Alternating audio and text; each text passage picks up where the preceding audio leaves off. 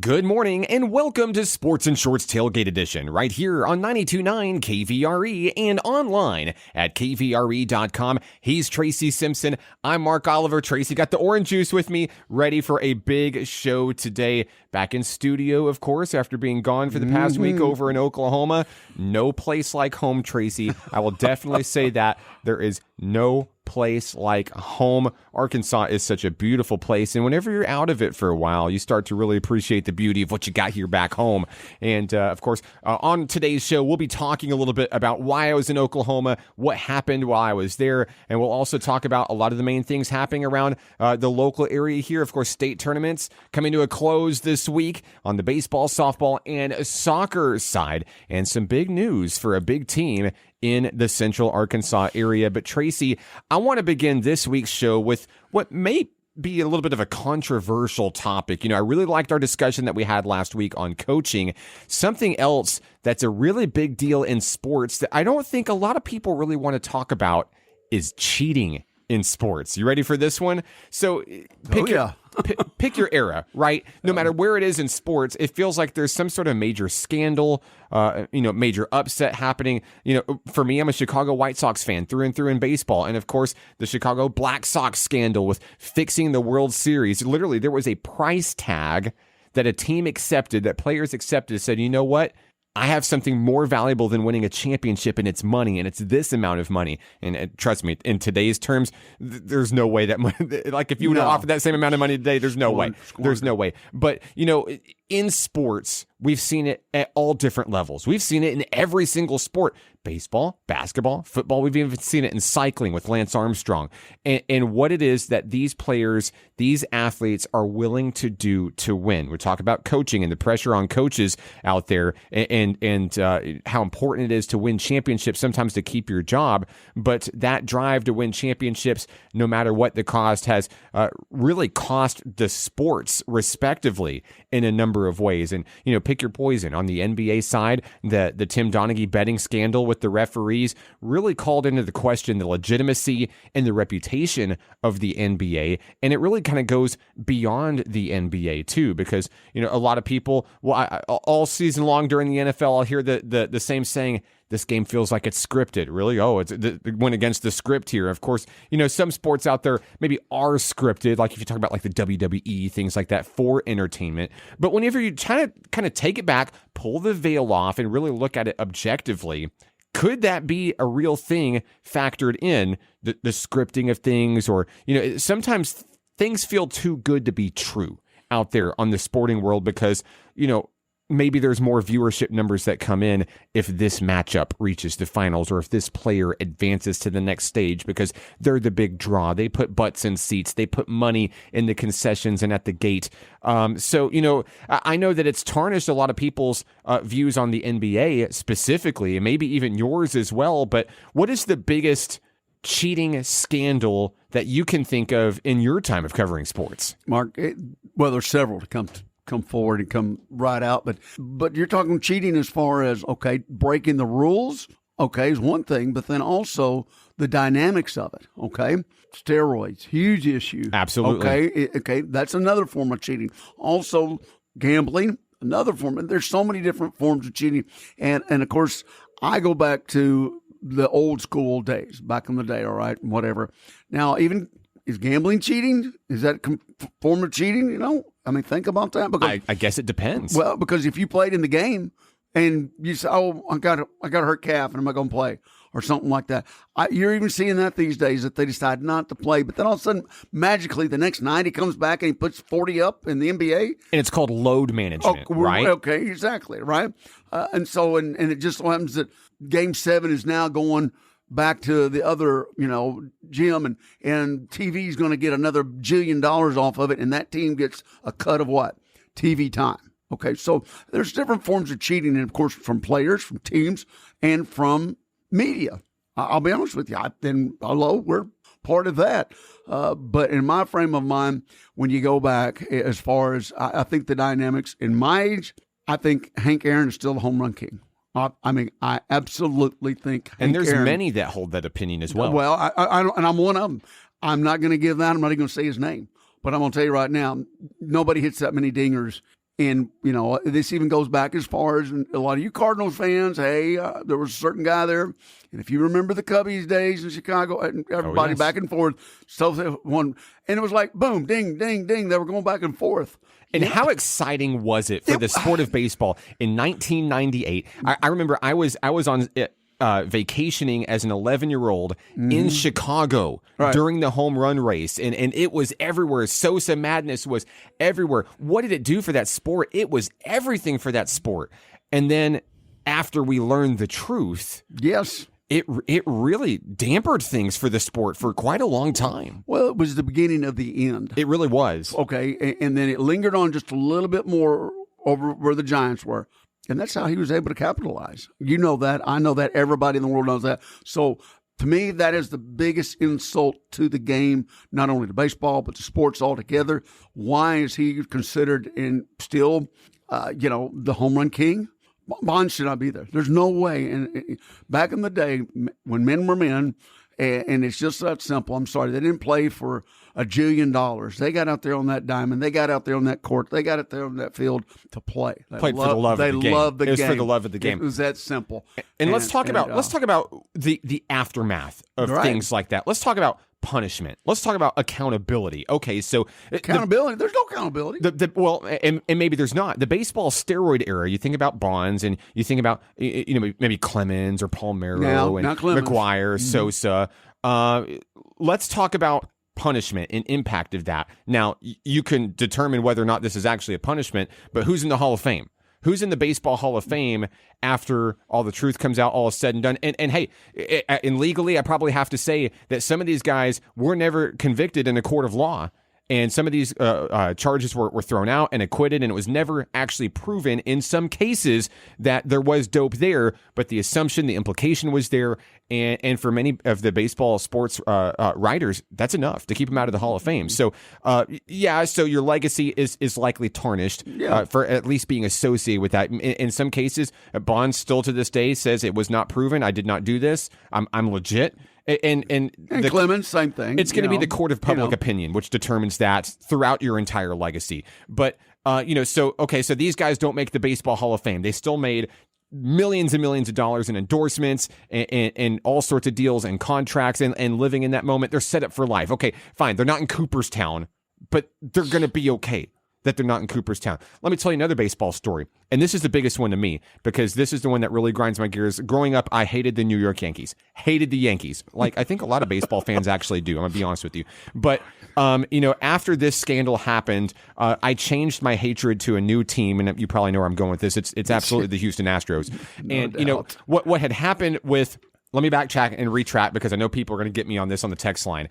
Sign stealing in baseball has always been a thing. It's been a thing for decades, years and years and years. Getting caught is another thing. So, but anyway, what the Houston Astros did, and ultimately with what Commissioner Manfred did and what Major League Baseball did, was a huge misstep on curbing this and actually making teams accountable for cheating. We all know what happened.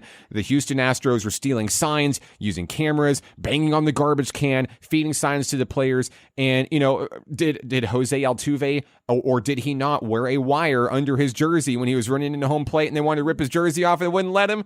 I don't know. It seems suspicious to me. I'll die on that hill saying that there was a wire under that jersey. However, what happened to the players? The players were granted immunity for telling on, snitching on management, snitching on the owners, and basically throwing the coaches, the managers, and the organizations under the bus. Yeah, and they did. doubt. And they did. And the players were granted immunity for that. So players like Jose Altuve, which was it proven that he cheated? Maybe not. Court of public opinion? Probably so. Guilty. Probably so. And that's why a lot of people don't like the Astros, myself included. I'm definitely in that bucket. But giving the blanket of immunity to those players was such a bad thing for the game. Okay, so what did happen? Okay, the managers got fired. Alex Cora for the Red Sox got fired. The manager for the Astros got fired. But guess what? It's been, I don't know, a few years now, handful of years now. Guess what? They're all back in the game. Every one of them. They're all back in the game. They're all coaching. They're all managing. They all have their huge contracts. Where's the accountability? What does that really say for the future of baseball? Because here's the deal. There's a group of people that say, hey, maybe the Los Angeles Dodgers should have been given that World Series And it's never going to happen. That trophy is always going to exist for Houston that year. Maybe give them an asterisk like what Bonds got with his home run deal, but no accountability there. And I think it's such a bad thing, not only for baseball, for sports in general, because it says, hey, you can get away with this.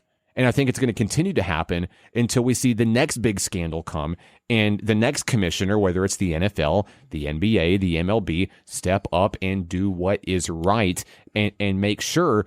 Maybe it's an SMU thing, like with the death sentence in college football. Well, that helped a little bit with that. Helps, and maybe what is the right answer? And we love our listeners' input on this as well, because I know it's a hot topic and it's largely debated. And you can feel free to text us your questions and your answers about cheating in sports and maybe what you'd like to see to maybe help preserve the integrity of the games. And of course, you can text the show anytime, 501-915-1300. But until we really see action happen, Tracy, I think that this is something that's going to continue to happen one way or another for years to come. Well, and accountability, too. We need to bring that up, and we will in round 2 at segment 2 here at Sports and Shorts Tailgate. Accountability, Mark, I think that these go hand in hand, and we'll talk more about that coming up in the next segment. And please, like Mark said, text us 501-915-1300.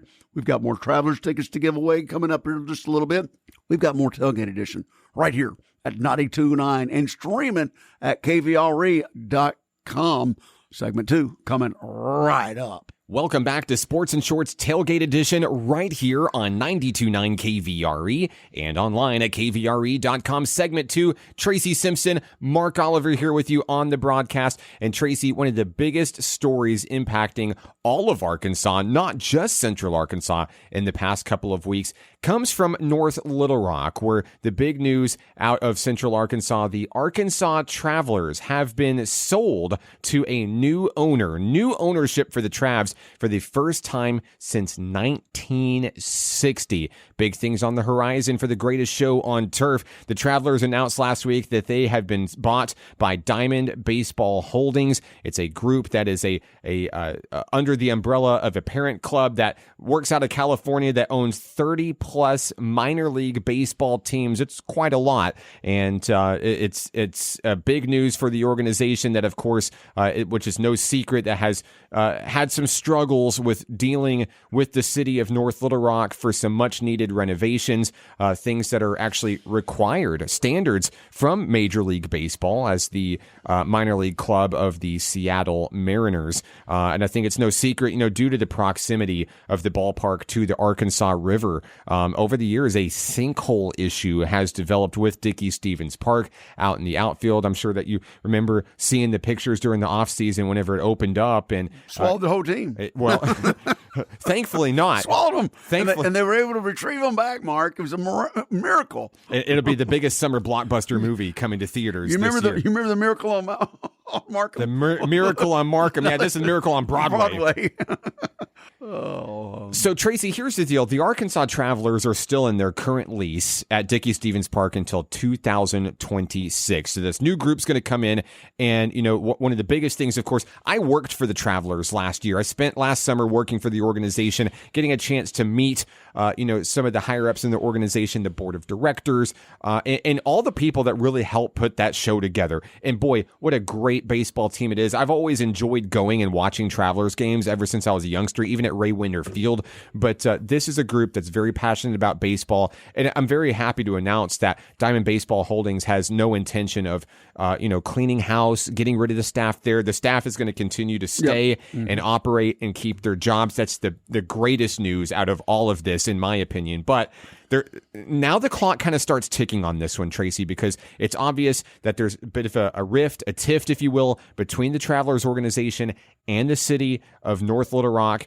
on taking care of these much-needed renovations, the required renovations in order to meet MLB standards and, of course, MILB standards, most notably fixing the sinkhole issue, which is going to range anywhere between $7 and $10 million to correct at the ballpark. Now, the thing I've got to tell you is that Dickey-Stephens Park is 100% owned by the city of North Little Rock. So North Little Rock is on tap for those repairs. Nowhere else. It's not the Travelers' money. It's not that the Travelers don't want to pay for it. It's that the Travelers have been paying for a lot of the things that the city has not come up with, and kind of starting to run out of money in the coffers, if you will. And with North Little Rock facing, obviously, the very big tornado last year impacting Burns Park and the city. A lot of its priorities and attention have been shifted towards tornado cleanup and maybe some of the other issues that the city faces. And the Arkansas Travelers haven't necessarily been the highest priority. But with 2 years left on the lease, who's going to budge first? Will the city of North Little Rock pony up the money and save the Travelers? Or could we see the Travelers in a new home after 2 years? And that's a big issue, of course, but like you said, Burns Park, I was going to bring that up, of course, just totally destroyed. I actually drove by it the day of the tornado on my way to Oklahoma for a game up there, and it was devastation. I mean, you've been to Burns Park. I got married in Burns Park. That's what I'm saying. So I remember the old rocket parade from the playground all the way over to the league play. I played my very first football game there when I was in the second grade. Wow. Okay. Yeah. All right. I'm not going to say, but anyway, it's been a while. It's been a while. Okay. My very first ball game was there. So a lot of history in Burns Park, and it's the largest city park in the state of Arkansas and maintained. The revenue, and I'm sorry, it gets all back to brass tactics and money, but the revenue they make from games doubles what Dickey Stevens Parks brings in. They have the traveling squad. My nephew plays there. They have tournament after tournament after tournament, not only with the baseball, softball, soccer. Oh, yes. Okay. Beautiful fields. And golf. Yep. People don't even realize they have golf over there, too. Plus, they even have disc golf. They have disc golf, but they get that in the revenue from over on the river. They get all that. They get, let's just say they get all kinds of revenue, okay?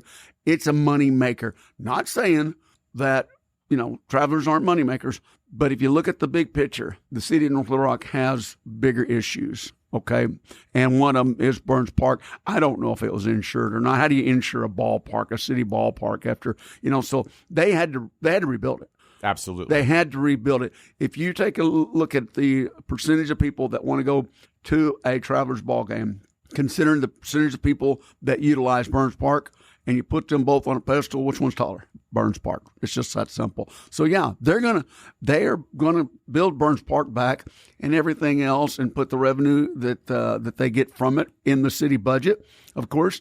Whereas you're more or less paying out with Dickey Stevens and the Travelers. We love going there. There's nothing like it in the world, but I'm telling you right now, they're gonna look back on this and say that they made a mistake maybe if they don't fork up the money. Because like you said, I don't trying to fix that field is something else. Is it going to come back? It's because of the river. You stated that earlier. Everybody knows it's because of the river and the shifting of the ground. That was filled in to begin with a long time ago. Mm-hmm. A long time ago. If anybody that grew up on Broadway around in that area, it was a flood zone. Mopac was the only thing down there that didn't get flooded because they built it up to bring the train through there. And so the issues are a lot bigger than just fixing that sinkhole, Mark. We're talking revenue. And the bottom line is tit for tat. Where is the money going? Well, the money's going through Burns Park. I promise you that. And it's a tradition more than a moneymaker is the Travelers. And that's what that's what you got to look at. If you recall it all the way back, this is before your time when it was over in Little Rock. There was they played over in Little Rock. That's okay? right. And it never rained at Ray Winter Field. It never rained. That's right. And you guys out there that hung the third base line, you know what I'm talking about. Oh, my goodness. Kids weren't allowed in that area. Okay, sorry. But anyway, and when War Memorial decided to, sell them or get rid of that piece of property, that's when North Little Rock came up. So we're looking at a tradition dating back. They haven't missed a season except for COVID, of course, but also since World War II. Yeah. So it dates back all the way back. So the tradition is there. But does that matter to the city of North Little Rock? No, it's revenue, Mark. And I'm sorry. I hope that it matters to the state of Arkansas, though, because obviously the Arkansas Travelers not only is a huge tradition, we talked about it last week, not having a professional sports team here in Arkansas. You've got the Northwest Arkansas Naturals, another minor league team, but here in Central Arkansas, this is our professional sports team. This is it. Minor league baseball in a very baseball-rich state like Arkansas is. And yeah, it's the journey started in Little Rock, went across the river to North Little Rock, and in 2 years from now, do the Travelers stay at Dickey-Stevens Park? Is this a thing? I don't know. But if you know not, what, they could. I mean, and I'm talking from the standpoint of money. You know me, I'm the dollar guy. If they put it back to vote and brought up a millage, that could save it. But will the city vote on that? Where there enough people out there to get it on the ballot? That's the only referendum. That's the only way that they could really save this is by putting it on the ballot and get a mill increase. Whereas you know what people are when you speak taxes, but that could save it right there. But I don't know. What do you? I'm a glass half empty kind of guy by default, Tracy. So, for me, I think the city of North Little Rock is on the clock, and I don't think it looks good for the Travelers right now. And where are they going to move? If it doesn't, where are they going to go? Okay, so that's the next question of discussion here. Now, the rumor mill is already going, absolutely, because people want to keep this organization in Arkansas, absolutely. And I've heard some pretty juicy rumors coming up, whether that might be Conway, whether that might be Hot Springs. Baseball headquarters. I mean, come on, really. Now, we did just build Majestic Park. Is there? We got arena football now, so why not? Hey, why not keep growing in that in that aspect? But there are other communities here in Central Arkansas, or even just in the state. Maybe Saline County. There are other communities that would love to have something like this and may be able to support it a little bit better than North Little Rock can currently. So. Is that where the future of the Travelers is heading? I don't know for sure, and we won't know for sure maybe until 2026, but it sure would be a shame to lose it. One of the teams I used to follow was the Mobile Bay Bears. They played down at Hank Aaron Stadium in Mobile, and they faced a very similar situation. The city of Mobile decided not to continue. They end up moving the team to Montgomery, Alabama, and it was a big revenue loss for Mobile, which also did not have a professional sports team either. It was a lot in the same book there, and it would be a devastating loss, I think, not only to Arkansas but the baseball community itself if Diamond Baseball Holdings in 2026 says, no love here from your city, we'll find you another city in another state. Well, whether it's the Chicks in Memphis or your Bay Bears or whatever the case is, I don't think it's not a revenue with the Travelers. It's simply a sense of, man, they go back forever. It's heritage. It's what people was raised on. Grandkids are coming to see with grandpas now. The grandpas went there. It's a history in the making, and it's not a revenue maker anymore in that location. Now it's a borderline. Is it going to be in the red or the black in 2 years? And that's going to be a money-making thing somewhere else. I'm almost positive. It's a tradition. It's the Travelers, Mark. Well, I know the one thing that I'm going to continue to do, Tracy, is I'm going to continue to go to Travelers games. Then why don't we give somebody 6 tickets to go? Absolutely. Give them 6 tickets right now. Tell them to text us. First text. You can text us at the text line. First text TRAVS to 501-915-1300. And you can go enjoy the beautiful facility at Dickey-Stevens Park. We'll be right back with segment 3 on Tailgates. Hey, don't fold it up yet. We've got plenty more action right here at Sports and Shorts Tailgate Edition. We'll be right back. Texas 915-1300. You want 6 tickets to the Travelers games? Text me right now. Welcome back to Sports and Shorts Tailgate Edition, right here on 92.9 KVRE. He's Tracy Simpson. I'm Mark Oliver. Tracy talked about it at the beginning of the show. So glad to be back in the studio this week. There's no place like home here in Central Arkansas, but I had a very busy week over in Oklahoma, and I learned a lot, saw a lot of things, saw a lot of tornado damage, honestly, driving through the areas of southern and eastern Oklahoma, and had a lot of fun calling the NJCAA Region 2 softball tournament, as well as the Southwest Plains District Tournament for collegiate softball. 8 teams entered, 4 of them from Arkansas, 4 from Oklahoma. National Park College fared pretty well in the tournament, Tracy, for the second consecutive year, reaching the championship stage. And boy, it was tough to kind of get there, though. Of course, we saw all sorts of things, all sort of maybe issues pop up, curveballs, if you will. First, I want to say a special thank you to the city of Ardmore for hosting a great tournament. Mother Nature played a big part in the tournament over the past week, whether it was severe weather, lightning, rainstorms, delaying things. The very first game of the tournament was delayed 5 hours in the middle of the thing due to lightning. Resumed at like 6. It began at 11 a.m., resumed, I believe, at 6 p.m., and from there, everything was kind of set back a little bit. So the time that the Nighthawks finally got their first pitch in day one, first pitch happened at 11:30 at night, and the game concluded at 2:20 a.m. Friday morning. 2:20 a.m. when the Nighthawk designated player Carly Morale hit the game-winning hit to take down Carl Albert State College, 11-10 in an overnight thriller. I've been a part of some really big games, cool moments. I've been broadcasting for now more than 16 years. On the softball side, it's probably the coolest softball game I've ever been a part of ever. It was really incredible. The amount of energy playing in the middle of the night after midnight like that. Close game, 10-10 going into the 7th inning, and the Nighthawks walk it off in a big way. That's the kind of stories that you tell your grandkids when you get older, right? No doubt. That's exactly what I was going to say. That's something that they'll be talking about for years and years and years.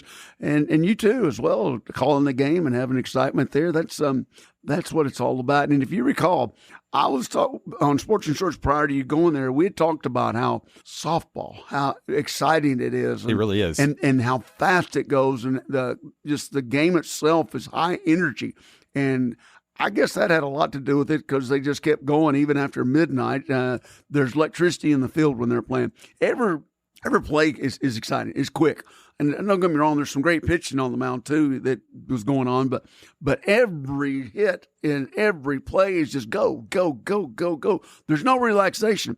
I mean, I don't know if they do they even need a timer on the mound for softball? They do still have pitch clock and things like that as well, just to keep the game moving. But I mean, you're right. They typically play 7 innings compared to 9 for baseball. Mm-hmm. And but even still, with it being 2 innings shorter, feels like it adds a little bit more pressure because there's not as much time to get the game in, right? So I still think it moves a lot quicker tempo wise than baseball does. And with the smaller roster sizes, typically you see more two-way players, pitchers that can hit, vice versa. So it is different than baseball, and it's very exciting as well. There were some very exciting moments throughout the tournament. Of course, Nighthawks walk off round 1 of the tournament, 11-10, and then they face the University of Arkansas Rich Mountain out of Mena in the second round.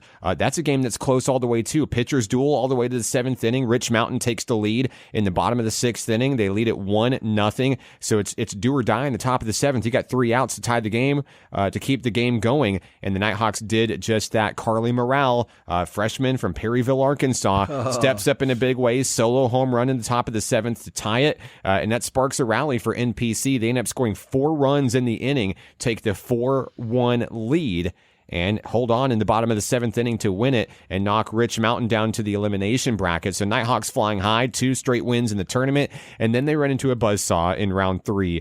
Murray State College, the number 3 team in the nation, and the Nighthawks go down 14-0 to the Aggies in that one. Really couldn't get anything started. They've got the Region 2 Player of the Year, one of the best players in all of the nation, and Brady Harmon.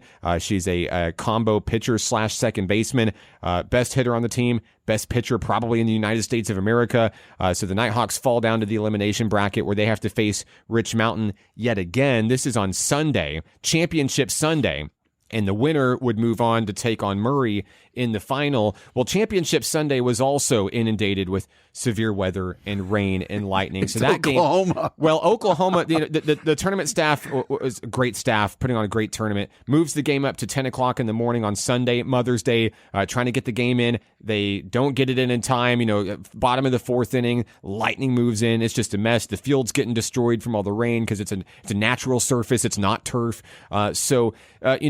It comes like 1 o'clock, 2 o'clock in the afternoon on Sunday, and this game has to be in before midnight. Actually, I say that the championship game has to be in before midnight. We're not even there yet.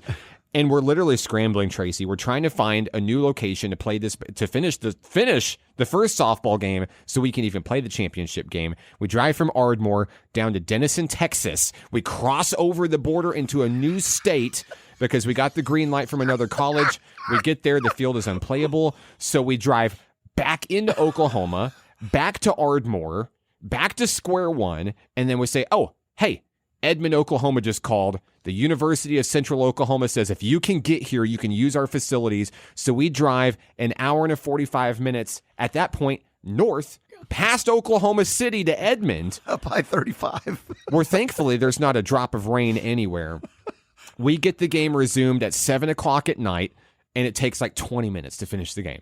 Like, it takes 20. Boom. There's only like 2 innings left. Nighthawks are winning at the time. NPC punches its ticket to the title game, beating Rich Mountain, eliminating the Bucks from their season. And then once again, it's the Nighthawks and Murray State in the final, just as it was last year in the Region 2 championship when it was played in Hot Springs. But unfortunately, it was kind of deja vu for Murray State College. In my opinion, probably the best team in the nation. I know they're only number 3, but they're really, really good, Tracy. They rule the Nighthawks 8-0, 5 innings, and it's all in the books. Murray State heads off to South Carolina. They'll be competing at the national stage for like the 8th straight year, I think. And, tip of the hat to Coach Autumn Wyatt, Coach Dory Cormier for the Nighthawks. They got this team back to the championship round in back-to-back years. And this year was much harder than last year, dealing with a ton of injury adversity, losing starters to various ailments throughout the year. Everybody got healthy right when it mattered the most, made a deep postseason run in the face of that adversity. And although the sophomores close a book on a very historic career, this freshman class coming up, I think, is going to really make NPC a true contender next year. And that was what I was just going to say. We did see some of the ones that they were trying to highlight to get for next year. And positions move a lot, especially, like you said, small rosters. So you got to be able to fit just about anywhere. I know traditional outfielders, and so forth and so such, but having a pitching, as well as I do, having that rotation is so important because they're going to go back and play shortstop, second base, or whatever, and they got to stay in the game. You know what I mean? They don't go. You get relieved. You don't go off the field. You just switch out with somebody 9 times out of 10. Okay, your second baseman comes over, your third or whatever, exactly. Vice versa. But the hitting side of it. But I think they're in good hands. I know here locally around the area, just like you said, the young lady from Prairieville, she's going to remember that one game forever and ever and ever. But you got a lot of local talent here that's NPC's ready to develop into some players. And that's where I see is a lot of it is the developmental issues is that coming right out of high school. And you know how tough it is to go to the next level. And at any sport, the transition is very difficult. It's very difficult. The game is quicker. There's just so many. Even going from college to pros. Don't believe me? Ask Caitlin Clark. So that's right. It's one of those deals. But I think they're in good hands next year. I believe that some of the freshmen did step up. They've got new players coming in, and I know that she's going to do what's best for NPC as far as getting kids in there that also want education, and I think that's so important. But that was my first time to hear that story because I've been out of town also as well. Very interesting. Put a lot of miles on the car this week. A lot of miles to play 20 minutes and then another game. But a great facility up there in Edmonton, isn't it? Oh, absolutely. I want to say a special thank you to the University of Central Oklahoma. Yep. I got to be in a very beautiful press box for the last two to call the championship game. And, as a broadcaster, that means everything. No offense to Ardmore. I was outside just behind the backstop for most of the tournament. But we've been there before. But listen, I've called games from everywhere that you could possibly think of. Now, of course, on the baseball side of things, real quick, Tracy, I want to give a big shout out to Nighthawk Baseball because they too were playing in the Region 2 tournament over in Enid, Oklahoma. I think really defied some expectations. Needed a little bit of help to come into the postseason. Won its last series, needed another team to lose out, and they did. So they punched their ticket to the postseason for the first time since 2022. And they make a pretty good run. Coach Rich Thompson and Coach Marcus Wyatt's Nighthawks make it all the way to the Final Four, eliminating some very good teams out of action, taking down the top seed out of the Eastern Division, the Arkansas Division, University of Arkansas, Rich Mountain, eliminating them. Reaching the Final Four is a major accomplishment for this team that didn't even make the playoffs a year ago. And much like Nighthawks softball, this is a team that's fairly freshman heavy, have some really good returners coming back next year. You're always going to miss the sophomores like the Eli Hutchersons of the world, who ends his career as the all-time wins leader and strikeout leader for NPC. He takes home all region honors in the tournament as well. Had a very good performance against Western Oklahoma State College. Nighthawks ran out of gas when it was all said and done, but got some really big wins under their belt. And I think just like Nighthawks softball, Nighthawks baseball will be very formidable in what is arguably a very, very difficult region to play in. Top to bottom, everyone is good. No doubt about that. But, it is tough to fill in the likes of Hutcherson. You know what I mean? 26. And the kid was unbelievable. Yes. But we've got, once again, same as in softball, we've got some kids that can fill in the shoes. A little bit tougher than that. Strikeouts, 126, that's mind-boggling right there. 10 wins. But somebody will step up and somebody will help out. And we'll help you into segment 4 coming up here in just a little bit. Stay tuned because we've got those draft tickets. Don't forget to text us 915-1300, 915-1300. If you want draft tickets, don't fold that tailgate up. We still got more. Segment 4 coming up right here at 92.9 and streaming at kvre.com. Welcome back to Sports and Shorts Tailgate Edition right here on 92.9 KVRE and streaming online at kvre.com. Our final segment for this week's show, of course, is our local sports roundup in Garland County, Saline County, and the surrounding areas. In Tracy, everything's finally coming to the finish line this year for high school sports and state tournament action, track and field state championships. And unfortunately, a lot of our area schools fall up just short on the baseball and softball diamond. Some really tough losses in the quarterfinals, semifinals. So close, but not close enough for a few of our teams. Want to tip our hat and congratulate a couple of really strong softball squads that got really, really close, but didn't get to the finish line this year. Bryant losing a 4-1 decision to Bentonville this week, 1 game away from the softball state championship. Magnet Cove, really a diamond in the rough, a 3-2 heartbreaker to Mansfield. And then, of course, a very good Malvern Leopards softball team drops to Gentry in the quarterfinals 6-2. Well, and I'll tell you what, all these teams, congratulations. Anytime you get that, I mean, it's a grind, softball and baseball. You've covered it for years. You know what I'm talking about. A lot of folks know football, Friday night, as far as the coaches, you got a week to prepare. Baseball, I mean, it's boom. And then these tournaments, one after another, you win, you're in, and then you got even the losers bracket. So it's a lot of play. So congratulations to all those kids that were a part of this.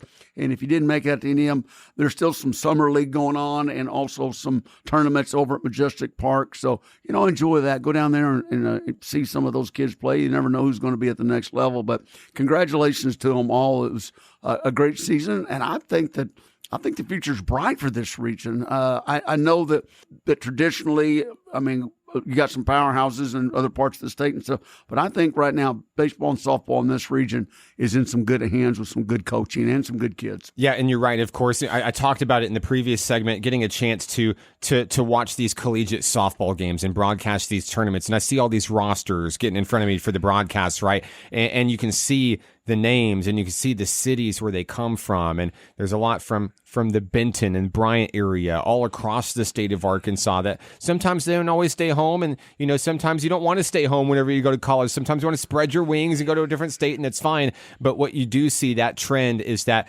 those athletes, homegrown right here in Arkansas, spreading their wings and heading off to new destinations, and it really grows that impact. It all starts right here at the high school level, or even before that on the youth level, and then branching out and really just continuing to help put Arkansas on the map with the level of great talent that we do have. And the future is absolutely bright. I do know that there are some in-state schools that are considering a large number of these student athletes from our local area teams right here, as well as on the baseball diamond. Of course, on the baseball diamond, it looked like Lake Hamilton was the favorite to win it all. They drop a very tough one to Maumelle in the Final Four, and now it's Maumelle playing for that state championship instead of Lake Hamilton.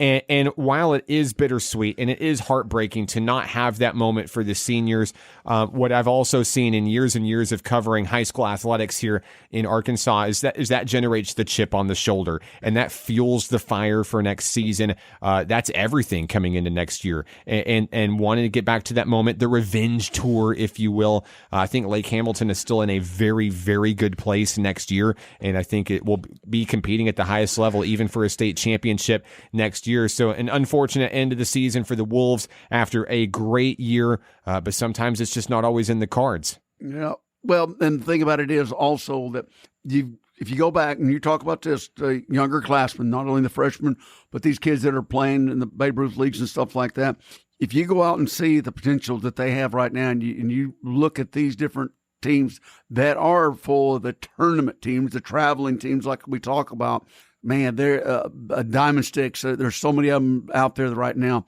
That's where you potentially see these great players that are coming up. And I know traveling, but I did enough of it in my days for those kids. But they develop. That's where they develop them. And now these schools are locally are using that same pattern. So you're seeing some kids that are coming up. And it's fundamentals, Mark. You know as well as I do. It's fundamentals.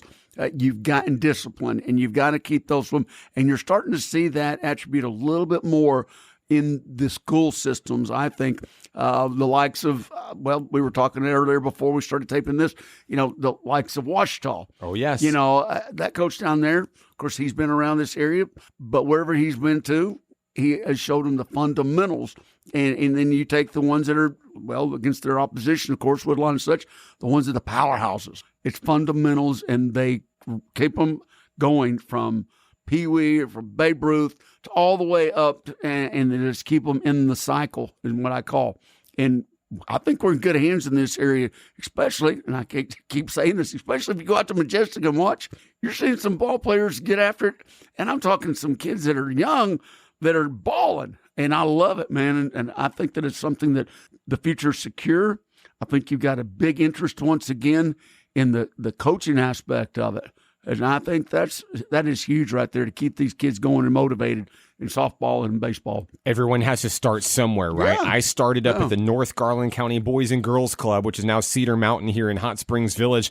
You got to start somewhere, and why not start somewhere great in a very beautiful location like Majestic Park? Of course, Majestic Park was very busy during this state tournament season, hosting the Class 3A state finals for both baseball and softball. Another team I want to tip my hat to this week is the Bryant Hornets on the baseball diamond. They come up just short as well. A heartbreaker in the semifinals.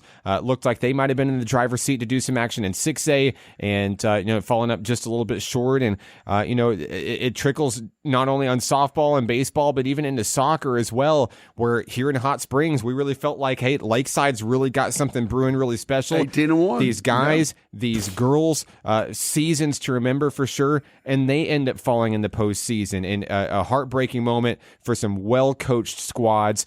Best of luck to those Rams, especially those seniors on bright futures that lie ahead. I'm sure many of them will be playing at the next level as well. And but it's sad to say only one team can win it all, right? Mark, and I was surprised to show when we talked about this last Saturday, the soccer fields over there by the old shoe factory and stuff. It's unbelievable amount of, growing up here, we didn't have that. And even you and I made this remark calling games out at Fountain Lake. Not very many field goal kickers out in that region. And it develops some, not only for soccer, but also for football. Love having you see the likes of Lakeside Rams, you see the likes of Lake Hamilton, where they got soccer. And even Hot Springs High, soccer. And they develop them into field goal kickers and extra point kickers and stuff. So every time I drive by out there on Malvern and watch the soccer fields out there just filling up, am I a little selfish? Yeah. I am, but I'm thinking, man, one of those could be kicking field goals at that. And so, but they're in good hands. And I was going to bring this up a little bit earlier too. I think a lot of this has to do, once again, with the coaching aspect of it. There's not necessarily, so to speak, dynasties, but, maybe in football, you see Central Arkansas, and then you see Northwest Arkansas, more prevalent in the playoffs and stuff. But you're seeing a diversity in baseball and softball and soccer around the region at the lower ranks. Yeah, you're right. And that is the competition level is what I guess I'm saying right there. And so that just shows you we've got some more kids interested. We've got some kids that are maybe wanting to get off the couch a little bit more and get out there in the field maybe. And it all goes back to, getting the coaches out there, getting them geared up for the kids, getting the parents, acclimated to it and getting them involved. And I think we're in good hands around this region, Mark. I really do. And I think that next year's crop coming up for the college level, I think there's going to be some good pickings around this area. The MPC is going to be hot. Yeah, of course, some soccer players from Lakeside have already trickled in over to the National Park College ranks. And, of course, NPC has a new soccer coach coming into this season, Coach Corey Irvine. He's out of Scotland, and you can tell 1,000% by his accent. It's going to be so much fun, so much fun to interview Coach Irvine this season. I've already done it a few times, and it's wonderful. Could you understand everything you're saying? Absolutely nothing. And you know what? It's going to be okay. It's going to be okay. But also on the track and field side, I want to give a special congratulations to Lake Hamilton because Lake Hamilton High School did take home the state championship. Congratulations to girls track and field and a name that we've talked about a lot on this show, Michaela Miller, a huge superstar on the softball diamond for Lake Hamilton this year and one of the biggest, brightest stars on the track as well, finishing second overall in the girls 100-meter dash. She goes on to win the girls 100-meter hurdles. She's a sprinter, and she's really, really fast. She steals a lot of bases for this softball squad, and of course, she helped propel this Lake Hamilton girls track and field team to victory. I believe that meet was held in Russellville, and there was no doubt about it. This wasn't even a close call by any means. Lake Hamilton comes in and gets the job done, and they're celebrating in Wolf Country with a big trophy for, honestly, Tracy, a program that maybe doesn't get as much recognition as it deserves. Track and field has always been very strong at Lake Hamilton. No, well, I'm tell you what. Back in the day, we'll just leave it at that. We had one of the premier fields over at Hot Springs and one of the premier tracks. And sure enough, when Lake Hamilton started making their mark, it was like going, wait, who? And of course, at that point in time, Lakeside and Hot Springs. But now, all of a sudden, Lake Hamilton, especially in the last 10 years, has really developed some strong key sprinters over there. And, well, just track and field. You affiliate a few years back with Jeffersonville and the long distance runners. Yes. That kind of episode. And then you see now a lot of these kids going to the next level. And they're getting recognized for it. So, hey, I tell you what, congratulations to them. You never know. Maybe one of them will be up at the University of Arkansas or what they just do. They just won another. You talk about a dynasty. Now, that's another national championship, Mark. So, you never know. And I'm sure we'll find out come signing day about all those kids. Pretty good stuff. Yeah, absolutely. And one other story I wanted to throw in, Tracy, you mentioned kickers and football kickers. Of course, before we know it, blink, you missed it. The summer will be over and Fountain Lake football will be right back here on 92.9 KVRE. They announced their new defensive coordinator for the Cobras this week, Andrew Cates. Of course, new coaching staff coming in over at Fountain Lake with Coach Matt Richardson coming from Ashdown. And we'll begin our coverage of local high school football as we turn the table to summer. School's going to be out before you know it. And every week, we're going to be talking to a new coach, talking about their programs and getting ready for fall ball right here in Central Arkansas. No time quite like it. Before you know it, you and I will be broadcasting our 15th year on the radio. I'm excited for it. Seems like yesterday, but I'll be ready for it, and I know you will be too. You guys be ready for us next week, same time, right here at Sports and Shorts, the tailgate edition. Mark, it's time to fold up the tailgate and get on down the road. You ready, buddy? Yep. We'll see you guys next week, 10 a.m. right here on 92.9 at KVRE. He's Tracy Simpson. I'm Mark Oliver. We'll catch you next time.